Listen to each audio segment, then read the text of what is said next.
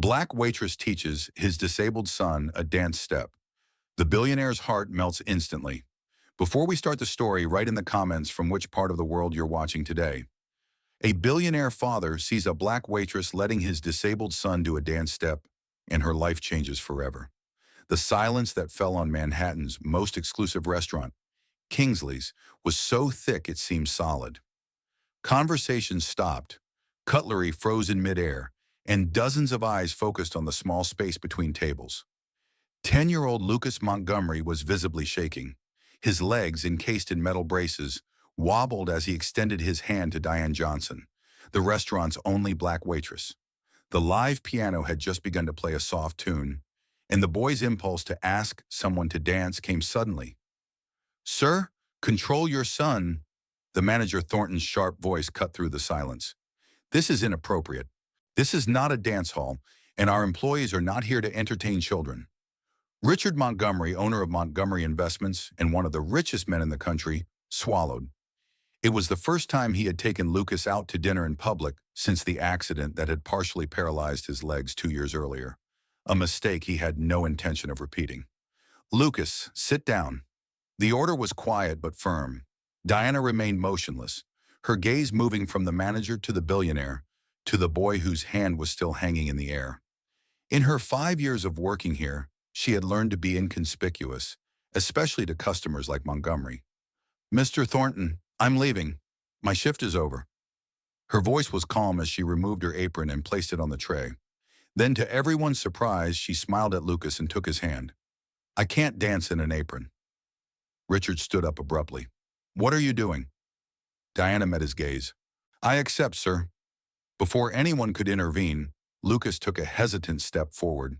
His foot dragged painfully on the floor, and the metal of his braces creaked. But Diana didn't try to direct him or hurry him. She simply matched her pace to his. "She's going to be fired tomorrow," a woman at the next table whispered. Richard watched, paralyzed. Suddenly a memory struck him. Elizabeth, his late wife, dancing with Lucas in the living room. "It's not about perfection," she said. "It's about connection." As Diana followed Lucas's awkward steps, something changed in the boy's eyes. Fear gave way to intense concentration. Shame gave way to timid pride. For the first time since the accident, he was not being led, helped, or corrected. He was leading. "Mr. Montgomery," the manager's voice interrupted his thoughts, "I can assure you it will never happen again. She will be properly disciplined." Richard didn't answer. The entire restaurant seemed to be waiting for his reaction. After all, a man of his power could end anyone's career with a word. The employees stopped working. The other customers watched with morbid curiosity, but Lucas's smile was the only sound echoing in his head. Diana led the boy back to the table after 3 dance steps. "Thank you for inviting me," she said formally, as if she were speaking to an adult. "It was an honor." As she turned to leave, Richard stopped her. "Wait." His voice was different, almost unrecognizable to himself. "What is your full name?" "Diana Johnson, sir." Richard nodded slowly. "Diana Johnson," he repeated as if memorizing. Then he pulled a card from his jacket and handed it to her. "My office, 10 a.m. tomorrow." The entire restaurant held its breath. Diana accepted the card without emotion, but her hand shook slightly. "Papa," Lucas called as she walked away. "Why did you do that?" The question hung in the air like an accusation. Richard looked at his son and for a moment saw not only the child Elizabeth had abandoned to his care, but the full human being whose wants and needs he had systematically ignored for 2 years. As the dinner continued in awkward silence, no one noticed the look in Diana's eyes before she left. Not out of fear or resignation, but out of a calm determination that contrasted with the storm raging in Richard Montgomery's eyes. If this story of dignity and transformation already touches your heart, be sure to subscribe to watch how a simple gesture of respect can spark a quiet revolution that can change lives forever. The lobby of Montgomery Tower sparkled with glass and marble walls, reflecting the morning sunlight. Diana Johnson immediately felt out of place in her best outfit, a blue skirt and white blouse bought on sale. The people walking past her were wearing clothes that probably cost more than her monthly rent. Diana Johnson to see Mr. Montgomery, she told the receptionist, who gave her a clinical look before making the call. 18th floor, Ms. Winters will see you. In the elevator, Diana took a deep breath, clutching her battered purse to her chest. It wasn't fear she felt. It was a quiet determination born of having survived worse, much worse. Miss Winters was a woman in her 40s with sharp eyes and impeccable posture. Mr. Montgomery is on a conference call. Please follow me. As she walked through the mirrored hallways, Diana could feel the curious glances of the staff.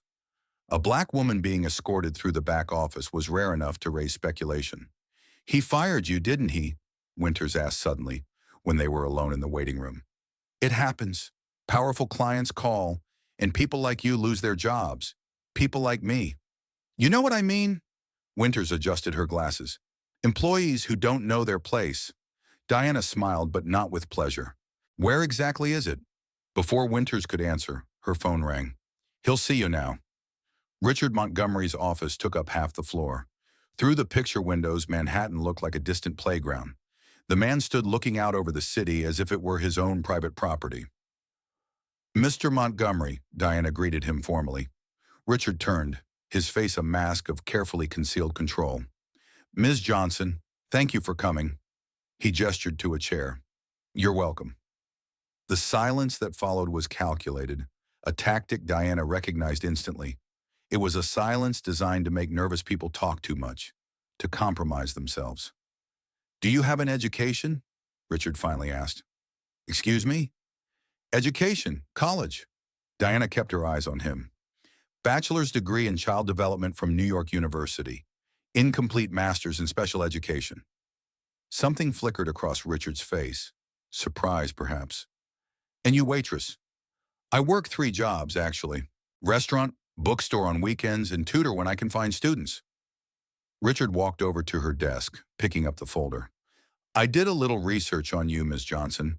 I wanted to find out who this man was who, he hesitated, danced with my son. He opened the folder, revealing printed photographs of the community center. Freedom Steps. You started it 6 years ago. Diana sat up straight in her chair.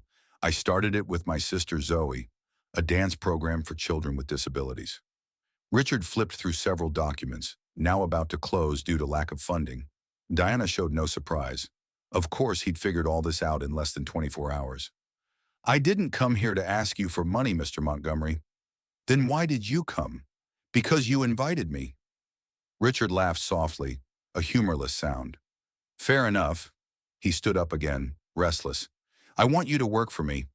Diana blinked, genuinely taken aback. As a waitress in your home? Richard's expression grew serious. As a therapeutic companion for Lucas. His son's name seemed difficult for him to pronounce. Diana saw his gaze briefly rest on the photograph on the table, a smiling woman holding a child. I have the best specialists in the country, Richard continued. Physical therapists, neurologists, psychologists. But what you did yesterday, he paused as if the words were betraying him. It was just a dance, Mr. Montgomery. It was the first time I'd seen him smile since the accident. The admission was painful. I don't need a dancer for my son. I need someone who can do what you did. Follow, not lead. Diana studied the man before her. Beneath the veneer of power and control, she saw what others might miss. A desperate, lost father. I can pay you 5 times what you make now. Diana stood up. No. Richard looked shocked, like someone unaccustomed to hearing the word. I don't work for people who only see my skin color or my social class before they see my competence, she explained calmly. And I certainly don't work for people who try to buy solutions to emotional problems. Richard's face flushed. You're turning down an offer that would solve your financial problems out of pride, out of dignity, Diana corrected. And because your son deserves better than someone hired to pretend to care. She walked to the door, then paused. Lucas doesn't need more experts. He needs the space to lead his own life. You don't know my son. No, Diana agreed. But I know people like him. People whose physical limitations are nothing compared to the invisible cages we build around them. She pulled a card from her purse and placed it on the table. Freedom Steps classes are Tuesdays and Thursdays at 4 p.m. If you'd like to bring Lucas, The first class is free." As she left, Diana passed Winters, who had obviously been eavesdropping at the door. "You just turned down Richard Montgomery's offer," she whispered incredulously. "Are you crazy?" Diana smiled. "Maybe, but I'd rather be crazy than owned." The following Wednesday, Diana was at the front desk of the community center when Zoe, her sister and co-founder of the project, ran up to her. "There's a Bentley parked there," she whispered, nervously adjusting her hijab. "And you won't believe who's in it." Through the window, Diana saw a luxury car. Lucas was sitting in the back seat, looking out anxiously. Richard was still at the wheel, his hands still on the wheel, as if he were fighting with himself. "He won't come," Zoe predicted. "Men like that don't come to places like this." Diana smiled, remembering the look in Lucas's eyes during their brief moments of dancing. Never underestimate the power of a determined son. As they watched, the car door opened. Lucas slowly stepped out, adjusting his gadgets. Then, to everyone's surprise, Richard stepped out too. The billionaire looked out of place in his casual pants and sweater, an obvious attempt to dress less formally, but still screaming privilege. "I told you he'd come," Diane muttered, almost under her breath. Zoe stared at her. "What did you do?" Diane didn't answer, but her eyes glittered with a secret even her sister didn't know. Tucked under her bed in her tiny Bronx apartment, she had a notebook filled with notes on children who looked like Lucas and men who looked like Richard Montgomery. Years of observation, research, and a plan that began with simply accepting an invitation to dance. What Richard Montgomery didn't know, what he couldn't imagine in his world of glass towers and endless bank accounts, was that Diane Johnson wasn't just a waitress who'd agreed to dance with his son. She was a woman on a mission, and his empire of exclusion and privilege was about to face its greatest challenge. The simple truth is that some of life's most important lessons can't be bought. They must be experienced. Freedom Steps was housed in an old warehouse. The walls were covered with handmade posters with phrases like, "Your rhythm, your rules, and every move counts." Children with various types of mobility aids were practicing free-form movements to a gentle rhythm as Richard and Lucas entered. "Mr. Montgomery," Diana, dressed in a simple robe emblazoned with the program's logo, addressed him. "Welcome." Lucas watched the children in amazement. A girl in a wheelchair spun in precise circles, while a boy with a prosthetic leg created a pattern of steps. "It looks chaotic," Richard commented, clearly uncomfortable. "There is structure," Diana replied. "Just not the kind you're used to." She turned to Lucas. "Would you like to join in?" The boy nodded enthusiastically, but looked at his father, hesitant. "Go ahead," Richard said tensely. "I'll be here." As Diana directed Lucas toward the group, Zoe walked over to Richard and offered him a chair. "The first day is always the hardest," she said. "For the parents, not the kids." "It's not therapy," Richard countered. "I hired the best rehabilitation specialists." "How does that work for Lucas?" Zoe asked softly. The studio door opened. An older woman walked in, leaning on a carved cane. She had gray hair in elegant braids and an authoritative presence. "Dr. Elaine Mercer," Zoe whispered, "a neurologist who specializes in brain plasticity, retired from Harvard." The woman greeted several children before spotting Richard. "Mr. Montgomery, you've rejected my research project 3 times in the last 2 years.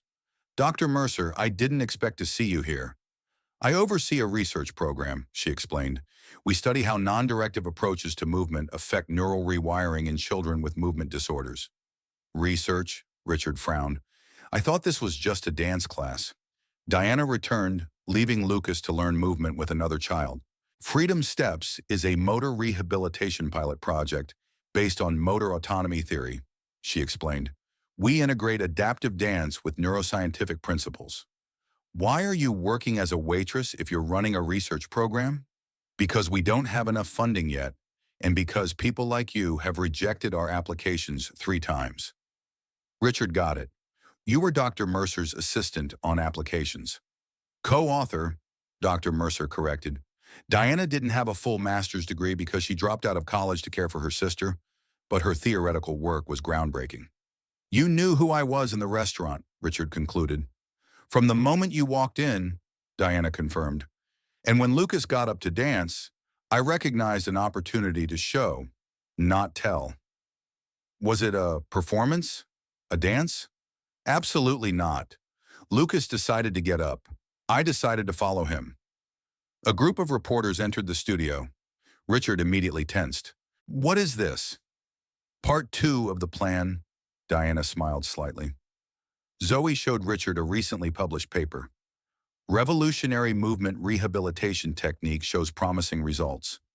We published our first results today, Dr. Mercer explained, and we invited the press.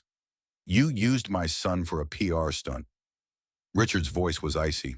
Diane led him into a side room, where the walls were lined with photographs of dozens of children, each with handwritten statistics on their progress. On the last wall was an empty frame. What is this? He asked. Our future. A full rehab center, which we could build if we had the resources. 500 kids a year instead of 50. You orchestrated this whole thing, Richard muttered. The dance, the meeting, bringing me here on the day of the press conference. I saw an opportunity and I took it. 4 months ago, when you canceled our meeting without reading the proposal, I promised myself I'd find a way. Diane, it's Lucas, Zoe interrupted. They rushed back. Lucas was in the center of the room, surrounded by the other children. Someone had turned off the music, and they all watched silently. The boy had removed one of his braces and was trying to keep his balance on just one support. Lucas. Richard took a step forward, but Diana stopped him. Wait, she whispered. Look. Lucas took a deep breath, focused. Then, to everyone's amazement, especially his father's, he took a full step without full support.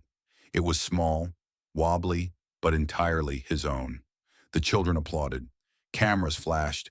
Richard's face, usually calm and inscrutable, was now open, with unshed tears glistening in his eyes. That's why we created Freedom Steps, Diana said quietly. It's not about perfect steps. It's about taking the first steps on your own.